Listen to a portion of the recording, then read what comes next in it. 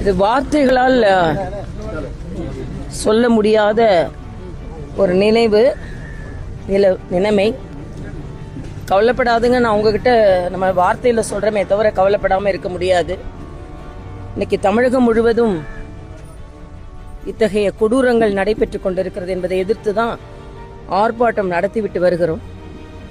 ஆனா நம்மளோட விளாத்திக்குளத்துல இவ்வளவு நல்லா படிக்கிற ஒரு குழந்தை 6 மணிக்கு காணாம போய் அது சரியான நடவடிக்கை எடுத்திருந்தா கண்டுபிடிக்கப்பட்டிருக்கலான்ற ஒரு வாய்ப்பு இருந்து அடுத்த நாள் கிராம மக்களே கண்டுபிடிக்கிற அளவுக்கு நம்மளோட பாதுகாப்பு தமிழ்நாட்டில் இருக்குது அப்படின்னு நினைக்கும் போது எனக்கு வருத்தமா இருக்கு. இது அரசியலுக்காக நான் பேசல, ஏதோ இதை வைத்து அரசியல் செய்யணும் அப்படின்னு நினைக்கிறதுக்காக தயவு செய்து நான் அதுக்காக பேசல. ஏன்னா பெண் குழந்தைகளை பார்த்து அவர்களுக்கான மருத்துவராகவும் நான் இருந்திருக்கிற ஒரு குழந்தையோட உடம்புல இத்தகைய துன்பங்கள் வரும்பொழுது எவ்வளவு வலி இருக்கும், உயிர் போற அளவுக்கு என்ன கொடுமை நடந்து கொண்டு இருக்கிறது என்று பார்க்கும் பொழுது வேதனையா இருக்கு. இது ஒரு சம்பவம் இல்லை, பெண்களுக்கான சமூக பாதுகாப்பு எந்த அளவிற்கு தமிழ்நாட்டில் இருக்குது அப்படின்றது எனக்கு வருத்தம் அளிக்குது. உதவி கூட உடனே அந்த குடும்பத்துக்கு, ஏன்னா எனக்கு எலெக்ஷன் கோட் ஆஃப் கான்டக்ட் வந்துருச்சு. ஒரு கள்ளச்சாராயம் இறந்தவங்களுக்கு கூட உடனே அனுசரணையாக இருந்த இந்த அரசாங்கம் உடனே எந்த நடவடிக்கையும் எடுக்கலன்றதான் எனக்கு ரொம்ப வருத்தமா இருக்கு.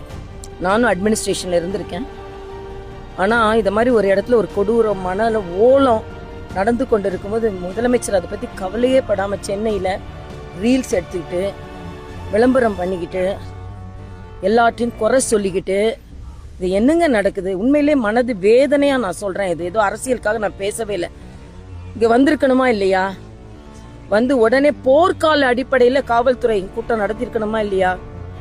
ஒரு சம்பவம் இல்ல, மதுராந்தகத்துக்கிட்ட இதே மாதிரிதான் 14 வயசு குழந்தை இதே மாதிரி பாலியல் பலாத்காரம் செய்யப்பட்டு 16 கிலோமீட்டர் நடந்து போயிருக்குங்க தன்னை பத்தி போலீஸ்ல கம்ப்ளைண்ட் கொடுக்கறதுக்காக. சோ இது ஏதோ ரொம்ப வேதனையின் வேதனை தான் இது. ஏன்னா எந்த ஒரு சமூகத்துல பெண்கள் பாதுகாப்பாக இல்லையோ, ஒரு இடத்துல குழந்தை ஒரு இயற்கை உபாதையை கூட கழிக்க முடியாம ஒரு சூழ்நிலை இருக்குதுன்னா மிக்க வருத்தம். அதை விட இன்னைக்கு கண்ணீர் அஞ்சலி கூட செலுத்த முடியல, அதற்கான பேனர்ஸ் கூட எங்களால வைக்க முடியல. ஏன் வைக்கிறாங்க? இத மாதிரி ஒரு நிலைமை எங்க வீட்டுல குழந்தைங்களுக்கு வந்துடக்கூடாது, நாங்க உங்களோட இருக்கிறோம் அப்படின்னு சொல்றதுக்காக தான். அதுலயும் இப்ப இன்னைக்கு பிரச்சனை வந்திருக்குதுன்னு நான் கேள்விப்பட்டேன். எல்லா விதத்திலும் இந்த சமுதாயம் அவர்களுக்கு பாதுகாப்பா உறுதுணையா இருக்கணும்.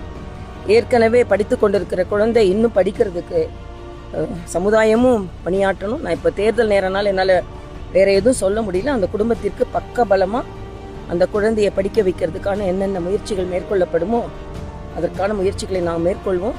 நான் இன்னைக்கு வார்த்தைகளால் அல்ல, அந்த குடும்பத்தோடு நாங்கள் நிற்கிறோம், எல்லோரும் நிற்கிறோம், தமிழ்நாடே நிற்கிறது. ஆனா அரசாங்கம் மறுபடியும் தவறு செய்து கொண்டிருக்கிறது. கஞ்சா வழக்குகள், போஸ்கோ வழக்குகள் 59% தமிழ்நாட்டில் அதிகரித்திருக்கிறது. இன்னைக்கு 8696 கொலைகள் தமிழ்நாட்டில் நடந்திருக்குது. குற்றவாளிகள் சுதந்திரமாக நடமாடி கொண்டிருக்கிறார்கள். ஆக இது மிகுந்த வருத்தத்துக்குரியது. இதை போல இனிமேல் சம்பவங்கள் நடக்கக்கூடாது என்பதான் எனது பிரார்த்தனை. இன்று இந்த ஆர்ப்பாட்டத்தினுடைய மிக முக்கியமான காரணம் நான் முன்பே சொன்ன மாதிரி பெண்களுக்கு எதிரான கொடுமைகள் தமிழகத்தில் அதிகரித்துக் கொண்டே செல்கிறது.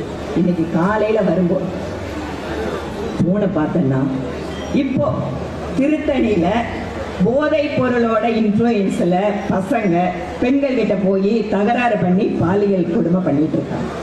ஒவ்வொரு நாளும் நீங்க முன்னாடி எல்லாம் போவே வேணாமா, மார்ச் 1ஆம் தேதியிலிருந்து எடுத்து பாருங்க. மார்ச் 1ஆம் தேதியிலிருந்து இன்னைக்கு வரக்கூடிய இந்த 16ஆம் தேதி வரைக்கும் பார்த்துட்டீங்கன்னா ஒவ்வொரு நாளும் ஒவ்வொரு மாவட்டத்திலையும், எந்த மாவட்டம் இந்த மாவட்டம்லாம் கிடையாது, அது மதுராந்தகமா இருக்கட்டும், கும்மிடி பூண்டியா இருக்கட்டும், கோயம்புத்தூரா இருக்கட்டும், திருநெல்வேலியா இருக்கட்டும், அதுவும் திருநெல்வேலியில விளாத்தி குளத்திலே நடந்த கொடுமை. இதே போல அண்ணன் எடப்பாடி அவர்கள் ஆட்சியில ஒரே ஒரு இன்சிடென்ட் நடந்தது. முதல்ல திரு ஸ்டாலின் போனார். ஸ்டாலின் இப்ப அவருக்கு ஸ்டாலின் சொன்ன பிடிக்கிறது என்னன்னு சொல்லுங்கிறாரு, என்ன சொல்றாரு? அப்பா ஸ்டாலின் அவர்களே, உங்கள் குடும்பத்துல ஒரு பொன் குழந்தை 17 வயசு பொன் குழந்தை காணாம போய் அவளை பாலியல் வன்கொடுமை பண்ணி கொலை பண்ணா உங்க குடும்பத்துல ஒரு வாரம் வேடிக்கை பார்த்துட்டு இருப்பீங்களா? அரெஸ்ட் பண்ணாம. இதுதான் நீங்க அப்பான்னு சொல்ற அடையாளமா? எல்லாமே டிராமா. இதே ஒரு நிகழ்வு நடந்ததுன்னா அப்பா போவாரு, அதுக்கப்புறம் தங்கச்சி போவாங்க, பையன் போவாரு, எல்லா கட்சிக்காரர்களும் ஐயோ ஐயோன்னு குதிச்சுட்டு இருந்தாங்க. இன்றைக்கு நூற்றுக்கணக்கான பெண்களுக்கு எதிரான கொடுமைகள் தமிழகத்தில் நடந்து கொண்டிருக்கும். 2020 இருந்து இன்னைக்கு 26 வரைக்கும் பாத்தீங்கன்னா பெண்களுக்கு எதிரான குற்றங்கள் அப்படிங்கிறது அபிஷியல் ரெக்கார்டு 69% அதிகரித்திருக்கிறது. பெண்களுக்கு எதிரான பாலியல் குற்றங்கள், பாலியல் ரீதியான தொந்தரவுகள்ல 169% வழக்குகள் அதிகமாகியிருக்கிறது. சரி, நாங்க பெண்கள் வெளியில போனாதாங்க யாரா எங்களை கொடுமை பண்றாங்க அப்படின்னு மட்டும் இல்லைங்க. வீட்டில் இருக்கக்கூடிய பெண்களுக்கு வீட்டின் வன்முறை என்பது 40% அதிகமாயிருக்கிறது. என்ன காரணம்? இங்க எல்லாமே ஒண்ணுக்கொண்ணு தொடர்பில் இருக்குங்க. ஒன்று, பெண்களுக்கு எதிரான கொடுமைகளுக்கு மிக முக்கிய காரணமாக இருப்பது மதுவும் போதையும். அதுவும் டாஸ்மாக் ஒரு பக்கம், இன்னொரு புறம் 21,000 கிலோகிராம் இருந்திருக்கக்கூடிய போதை பொருள் 2021 இன்று 1,41,000 கிலோ ஆயிருக்குன்னு சொன்னா தமிழகத்தில் நடந்து கொண்டிருப்பது இது பெண்களுக்கான ஆட்சியா, சமூக நீதிக்கான ஆட்சியா? எங்கிருந்து வந்தது இத்தனை கிலோகிராம்? 1,00,000க்கும் அதிகமான கிலோகிராம் போதை மாத்திரைகள் மட்டும் தமிழகத்தில் இருக்கிறது. இதெல்லாம் புடிச்சுக்கணும். அக்கா சொல்றாங்க பெண்களுக்கு எதிரான குற்றங்கள், வீட்டில் இருக்கக்கூடிய பெண்களுக்கு எதிரான குற்றங்கள், கல்வி கற்கக்கூடிய மாணவர்கள் எதிர்காலத்தோடு ஸ்டாலின் விளையாடி கொண்டிருக்கிறார். ஆனா அதையெல்லாம் மறந்துட்டு 2 பசங்க ரீல்ஸ் போடுறாங்களாம்.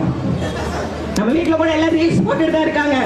திரு ஸ்டாலின் அவர்களே, உங்களை கழுவி ஊத்தி எதுக்குங்க ஆட்சி நடத்துறீங்க? எங்க மகளிர் எல்லாம் ரீல்ஸ் போடுறாங்க, அவங்களையும் கூப்பிடுங்க.